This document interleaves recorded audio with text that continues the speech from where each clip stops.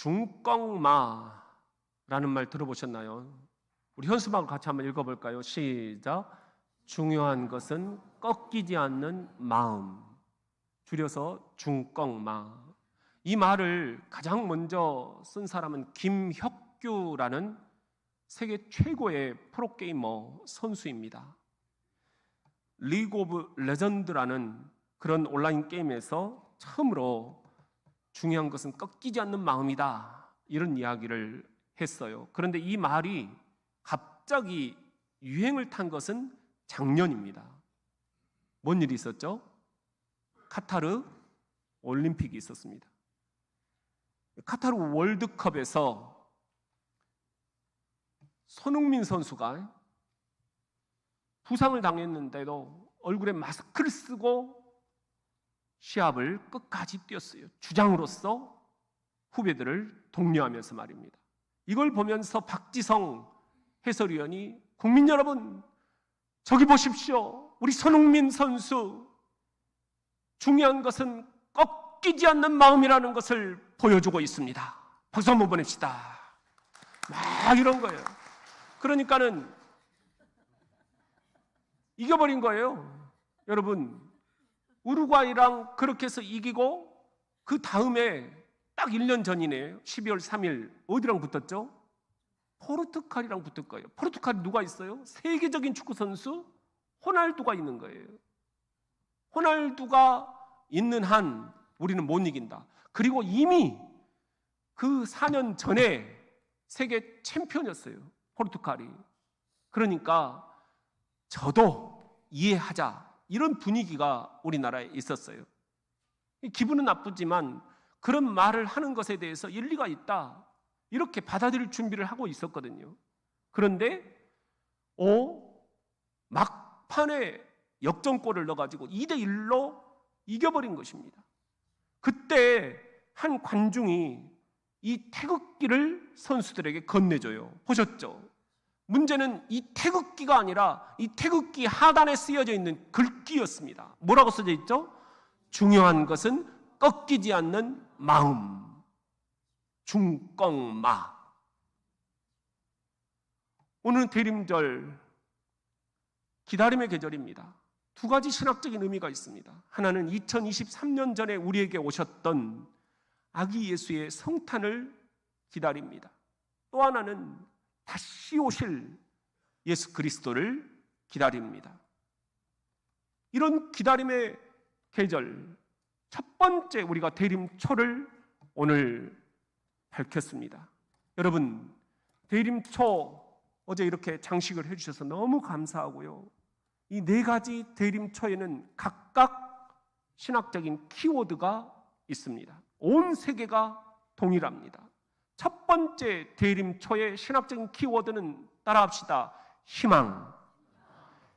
희망으로 오실 주님을 기다리면서 불을 밝히는 것입니다. 그런데 여러분, 지금 여러분에게 희망이 있습니까? 고환율, 고이자, 고물가, 현찰이 돌지 않는다. 여러분이 그렇게 저한테 얘기를 하셔서 정말 이게 보통 일이 아니구나. 돈을 만져볼 수가 없다는 거잖아요.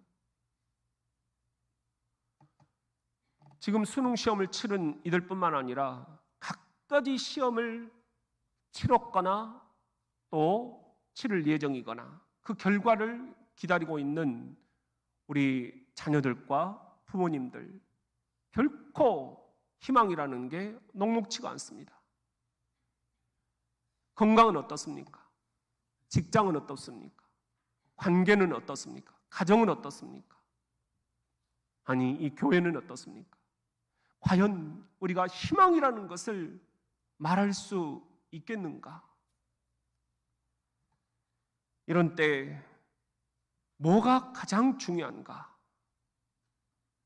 주님께서 그 답을 이렇게 말씀을 하셔요. 오늘 본문 말씀 23절 여러분의 성경으로 다시 한번 읽어봅니다. 시작. 모든 지킬 만한 것 중에 더욱 내 마음을 지키라. 생명의 근원이 이에서 남이니라. 뭘 지키라고요? 마음을 지키라. 중꺽마, 중요한 것은 꺾이지 않는 마음, 이 마음을 지키는 것이다. 그렇다면 이 대림절 우리는 어떻게 내 마음을 지켜야 할까요?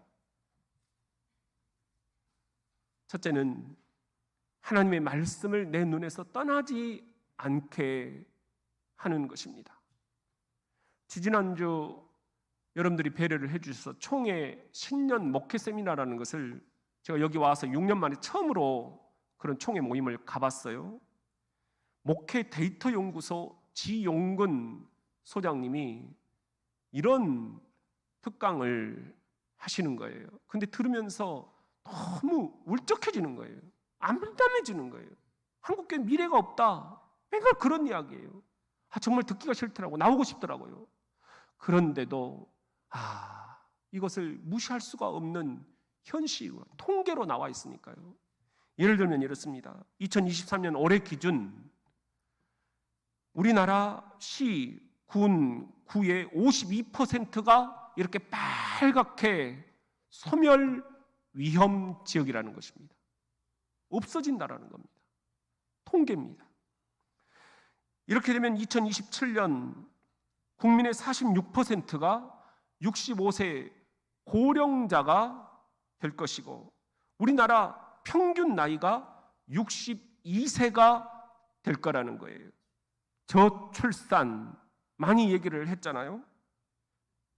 OECD 개발도상국 평균이 있는데 우리나라는 이미 평균 이하이고 전 세계 198개국 중에 출산율이 꼴찌라는 그런 통계를 보여주더라고요.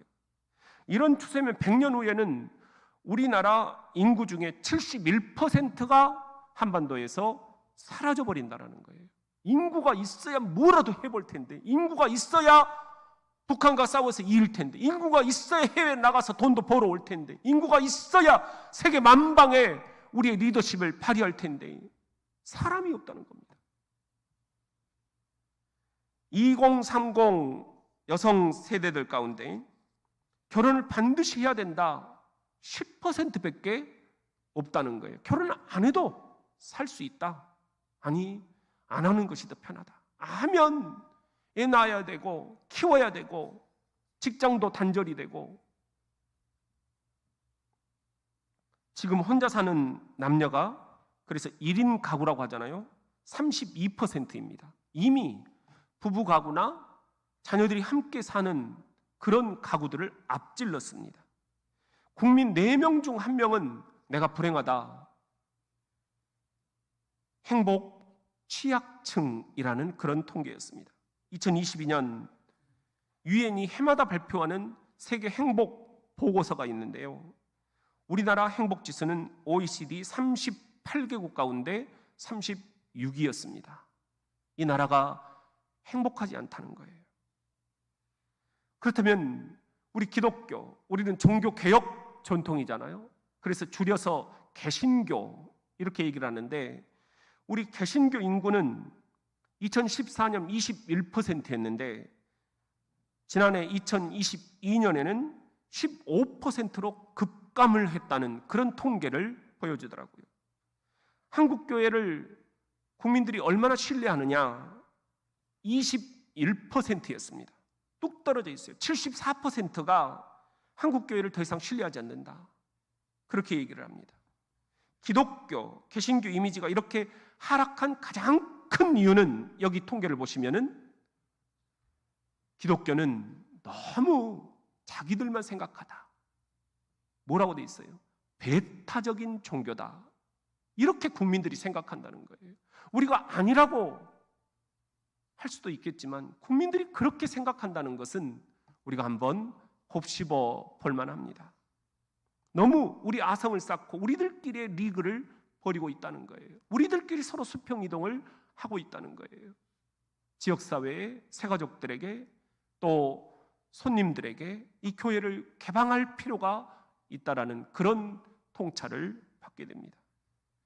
절망 중에 그래도 한 가지 제가 희망을 발견했습니다. 너무 듣고 있자니까 막 이러면 목회가 가능하나? 그 통계를 보니까는 한국교회 목회자들의 대부분이 이제 한국교회는 희망이 없다. 목회자들 스스로가 그렇게 이야기를 하고 있어요. 부교육자들을 구할 수가 없는 그런 형편이에요. 아르바이트를 뛰는 게 부교육자들 사례비보다 더 높다는 거예요. 절망 중에 있는데 희망이 하나가 있더라고요. 그게 뭐냐? 전 국민의 69%가 그래도 기독교는 필요하다. 역사상 이 민족에게 기독교가 해온 역할이 있다는 거예요. 그것을 알기 때문에 그래도 기독교에 대해서 희망의 끈을 놓지 않고 있었습니다. 얼마나 감사한 일이 69%면 대단한 겁니다. 이들이 우리를 그래도 주목하고 있다는 거예요. 지금 우리가 그 역할을 못하는 것에 대해서 실망을 반영하는 것 아니겠습니까? 코로나 이후 또 하나의 희망이 저에게는 보이더라고요. 성도들이 말씀에 대한 갈급함이나 영적인 체험에 대한 욕구가 72%로 오히려 더 올라갔다는 게 통계상. 뭔 이야기예요? 이런 영적인 갈증을 해결해주면 되겠구나. 앞으로 교회 방향, 목회 방향은 이쪽으로 가야 되겠구나. 새가족들이 언제 교회를 찾느냐 통계가 나왔어요. 76%가 삶의 어려움에 직면했을 때. 여러분도 공감하시지 않습니까? 언제 여러분들이 교회를 찾으셨습니까? 새가족들이 믿음을 갖는데 가장 도움이 되는 게 뭐였느냐? 이런 질문을 했는데 통계가 나왔어요. 1위가 말씀에 대한 갈증을 해결해주는 성경 공부 모임에서 가장 만족도가 컸다는 거예요. 구역, 셀, 우리 같은 목장이라고 하잖아요. 이런 소그룹 모임이 오늘 드리는 이 대그룹 예배보다 새가족들에게는 더 처음에 정착하는데 만족도가 높았다는 겁니다.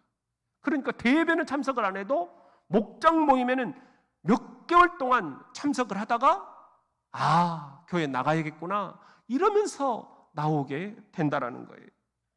그래서 말씀을 묵상하는 큐티집을 나눠드렸잖아요. 이런 것들을 사람들이 굉장히 원하고 있다라는 그런 이야기입니다. 새가족들은 특히나 말입니다.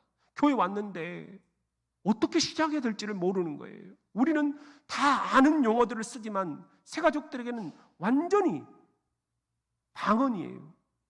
외국어예요. 구원이니 회심이니 이런 것들이 새가족들에게는 저게 뭐지 싶은 거예요. 이런 걸 알려줄 수 있는, 나눌 수 있는, 삶을 함께 공유할 수 있는, 함께 울어주고 함께 웃어줄 수 있는, 함께 손을 잡아줄 수 있는 이런 소그룹 모임들에서 새가족들이 가장 만족도가 높다. 여기에 착안을 해야 되겠구나. 소그룹을 활성화시키는 것. 여러분, 코로나 도중에도 4,000개 교회가 문을 닫았다라고 말씀을 드렸습니다. 그런데 오히려 부흥한 교회가 있었어요. 그 공통점이 뭐였느냐? 하나같이 말씀을 나누는 소그룹이 줌으로든지 현장에서든지 카페에서든지 끼리끼리 모여서 소그룹을 활성화시켰던 교회들은 오히려 부흥했다라는 것입니다. 그리고 이제 코로나 이후 어떻게 할 거냐? 목회 데이터 연구에서 향후 전망을 내놨어요. 결론도 똑같아요. 소그룹. 하나님의 말씀을 붙잡고 말씀을 나누고 말씀 속에서 이거구나 위로받고 말씀 속에서 이거구나 나아가야 할 방향을 붙잡을 수 있는 그런 목장, 그리고 그런 신도회, 그리고 그런 직분별, 그리고 그런 취향별 소그룹들이 다양하게 활성화되는 교회만이 살아남는다. 나머지 교회는 다 이제 후퇴하거나 문을 닫을 수밖에 없다. 이것이 오늘 우리 교회에 주어진 중차대한 도전이다. 그런 생각을 하고 왔습니다. 여러분, 이 도표를 보시면 무엇이 데이터상으로 증명이 되고 있습니까? 데이터가 말을 해줍니다. 향후 성장하는 교회는 소그룹이 활발한 교회, 그게 1번입니다. 예배고 설교고 이건 2번째입니다. 놀러 다니는 것 이런 것들도 좋지만 가장 먼저는 하나님의 말씀을 먹고 나누면서 울고 웃어줄 수 있는 소그룹을 만나고 싶다라는 거예요. 그런 소그룹이 있다면 가고 싶다라는 거예요. 3040 세대가 가장 앞으로 중요해질 텐데 3040 세대들도 그런 소그룹이 있다면 참석하겠다. 통계가 그렇게 나와 있어요. 어른들은 안 그렇습니까? 청년들은 안 그렇겠습니까? 교회 학교는 안 그렇겠습니까? 이걸 우리가 만져줘야 되겠구나. 당에서 고민할 것도 이거구나. 신도에서도 이걸 고민해 주시기를 바랍니다. 직분자들도 이걸 고민해 주시기를 바랍니다. 목장들도 이것을 고민해 주시기를 바랍니다.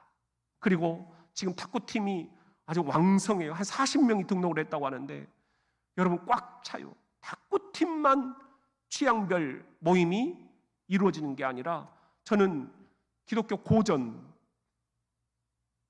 강독팀도 생겨났으면 좋겠어요. 고전 속에 길이 있습니다. 철로역정 읽으면서 함께 나누는 거예요. 그리고 여행팀도 산책팀도 그리고 우리가 이번에 봤잖아요. 행복여행 갈수록 수가 늘어나잖아요. 되는 것에 집중하고 안 되는 것은 과감하게 털어버리고. 그래서 제가 이번에 목장장 간담회에서 지금 코로나 이후에 지역별 모임이 의미가 없다. 그래서 목장을 없애는 교회들도 생긴다 말씀을 했더니 목사님 큰일 난다. 오히려 저를 격려해 주시면서 우리 예배 다시 드리겠습니다 그러시더라고요. 사실은 그걸 바라고 말씀을 드린 거지만 다시 하시겠다니 얼마나 감사해요. 박수 한번 보냅시다. 따라합시다. 교회는 남자가 살아야 된다. 우리 한국교회가 70%가 여자예요. 남자가 많은 교회가 굉장히 역동적입니다. 그런 의미에서 우리 교회는 앞으로 가능성이 많습니다. 보세요. 남자분들이 많이 앉아 계시잖아요. 이 남자분들을 어떻게 엮어드릴 것이냐. 시니어 성경 공부도 우리가 해드릴 거고 또 성경 공부를 영어로 하는 반도 만들어 드릴 거고 다양한 계획들이 있습니다만은 여러분들이 따라 주셔야 되잖아요. 여러분들이 요구를 많이 하시는데 모여야 되잖아요. 일단은 여러분들이 관심을 갖고 모여주시면 고맙겠습니다.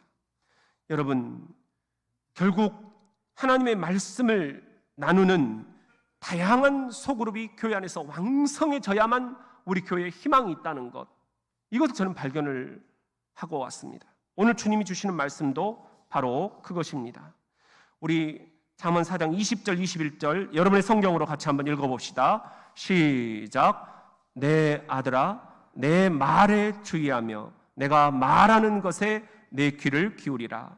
그것을 내 눈에서 떠나게 하지 말며 내 마음속에 지키라. 뭐예요? 내 아들아 내 딸아 내 말 하나님의 말씀에 주의하라는 거예요. 그게 최고다. 내가 말하는 것 하나님의 말씀에 네 귀를 기울여라. 그게 최고의 지혜다. 그게 뭐예요? 하나님의 말씀을 내 눈에서 떠나지 않도록 옆에다가 가까이 두라는 거예요. 방법은 물리적인 거예요. 가까이 있어야 성경을 보죠. 그러니까 여러분들 침대에도 성경책 한 권 두고 계속 한 구절이라도 일어나면 보고 자기 전에 보고 차 안에다도 성경책 하나 두고 그리고 직장에도 하나 두고 여러분들 가서 바로바로 일하지 말고 잠시라도 성경책 한번 떠들어보고 침 한번 튀겨서 탁 펼쳐지면 오늘은 이 말씀이구나. 그래도 좋아요. 가까이 눈에서 떠나지 않게 하는 방법이 뭘까? 이걸 한번 궁리를 해봅시다. 그러면 하나님이 약속을 주셔요. 22절 말씀 우리 한번 큰 소리로 외쳐봅시다. 시작.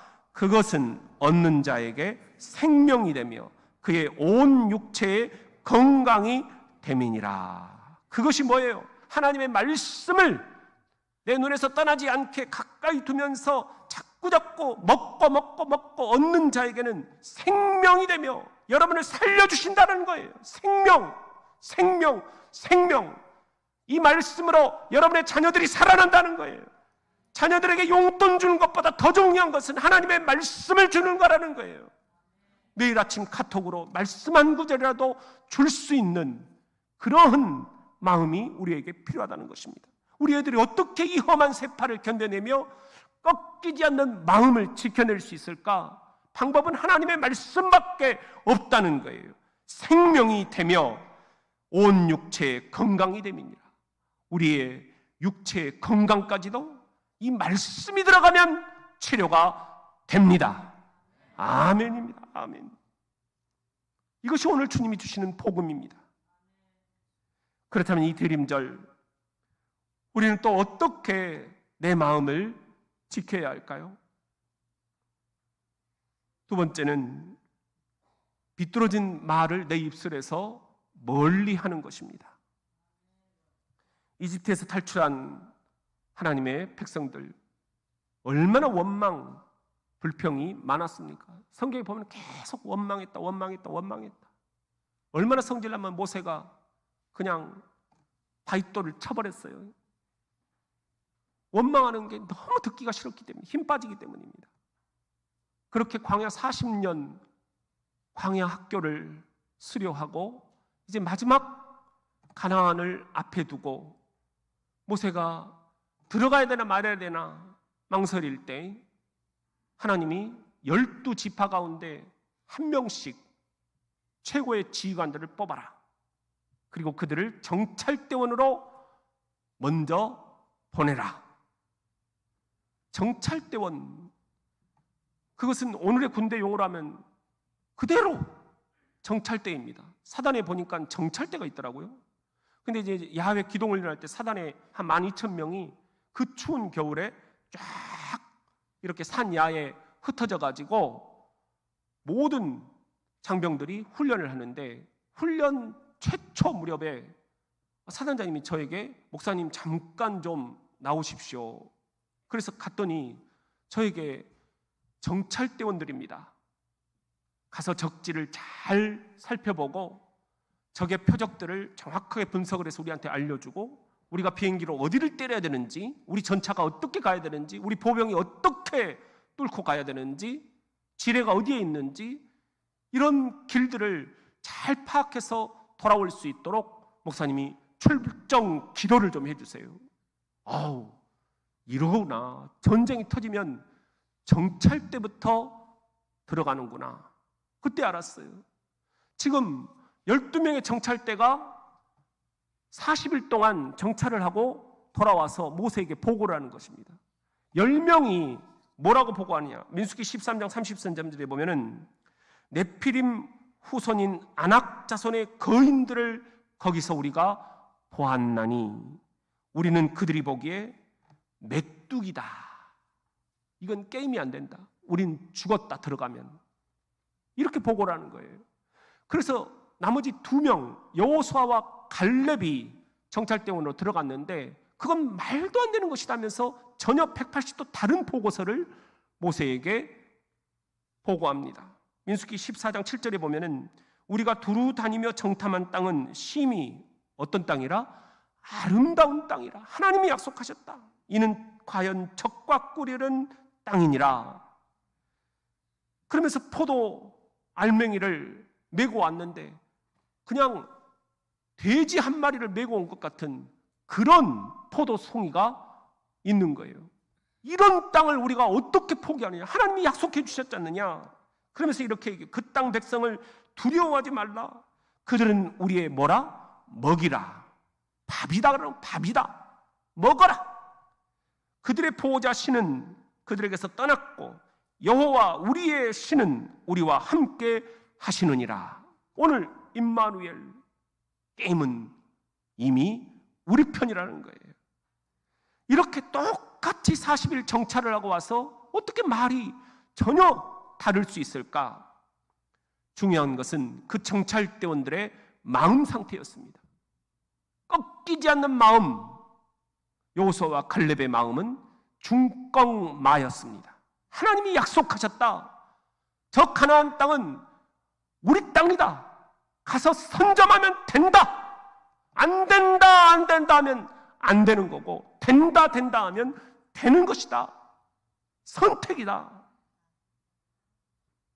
여러분은 부부간에, 또 자녀들에게, 또 성도들 간에, 직장 동료들 간에, 상급자에게, 하급자에게 주로 부정적인 말을 하십니까? 아니면 긍정적인 말을 하십니까?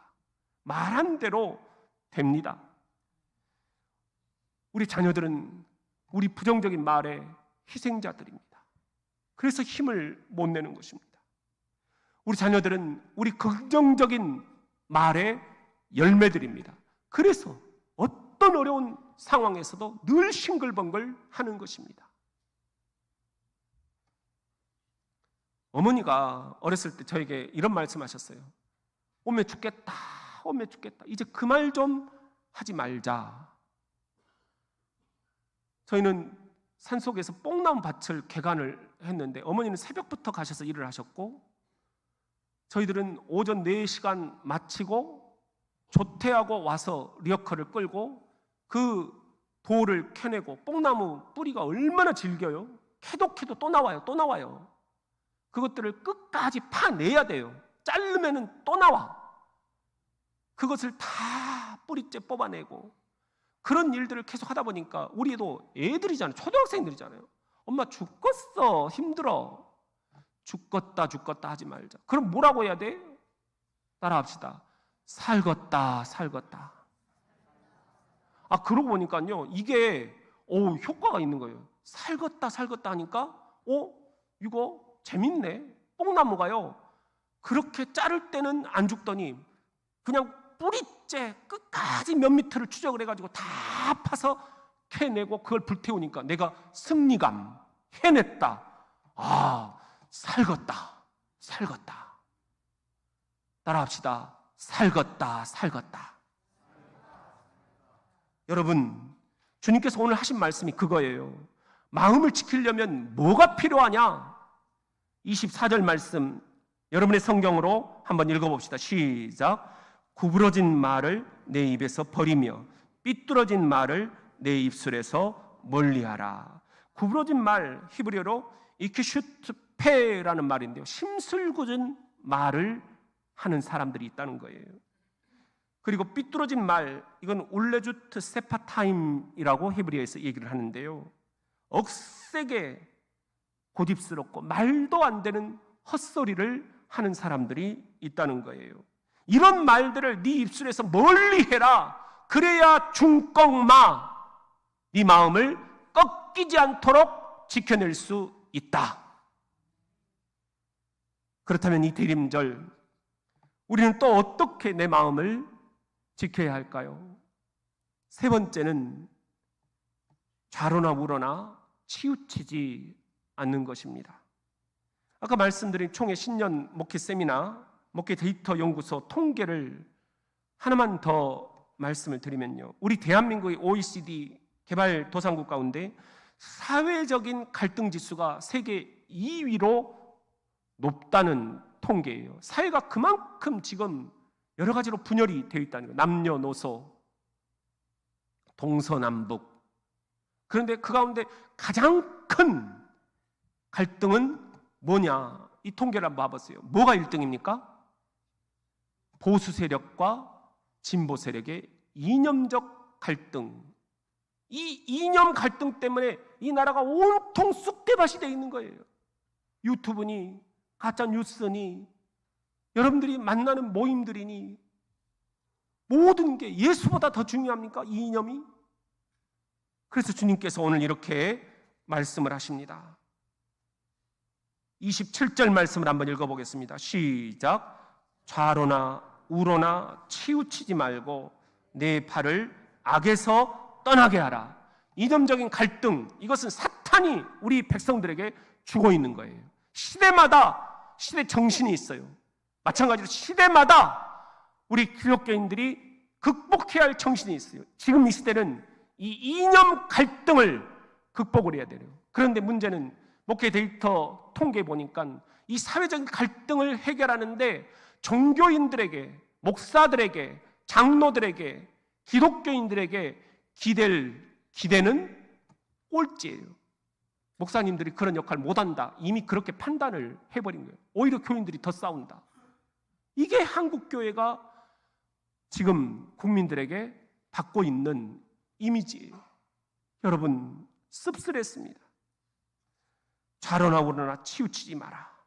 그래야 여러분의 마음이 하나님 안에서 중심을 잡고 꺾이지 않는다. 2003년 경기도 연천에 제가 오사단 군종 목사로 섬겼는데요.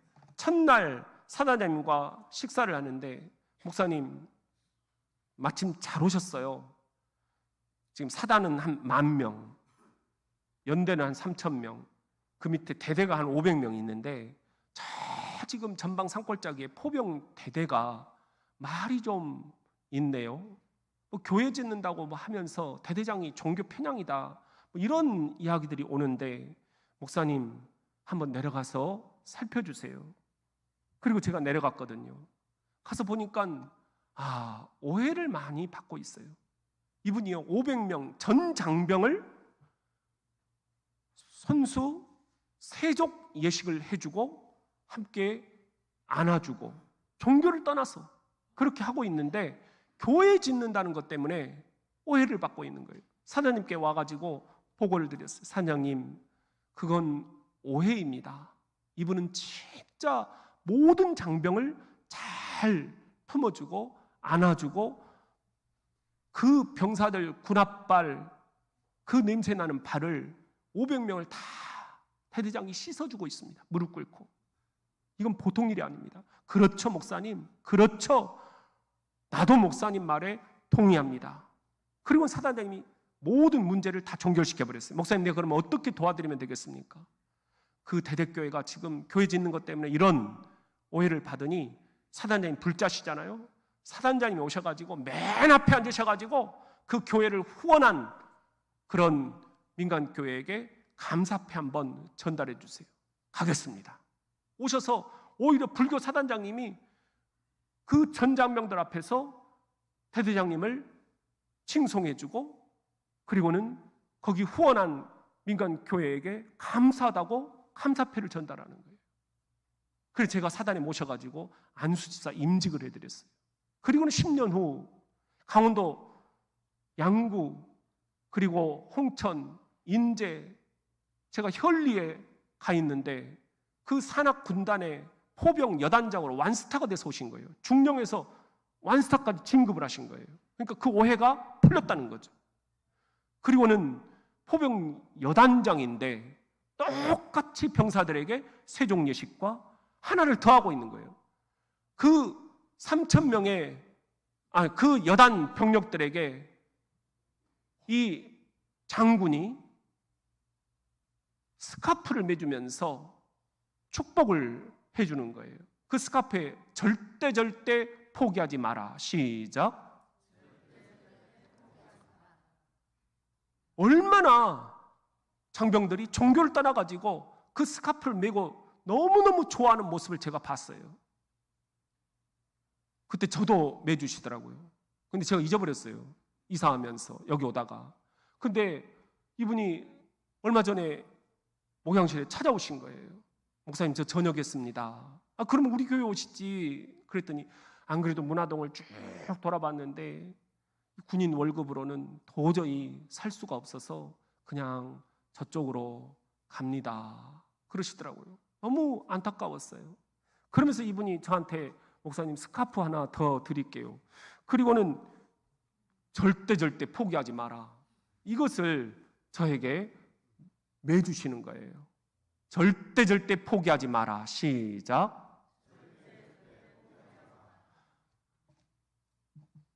제가 강원도 상군단에서 너무 귀한 분이어서 장로로 임직을 했어요.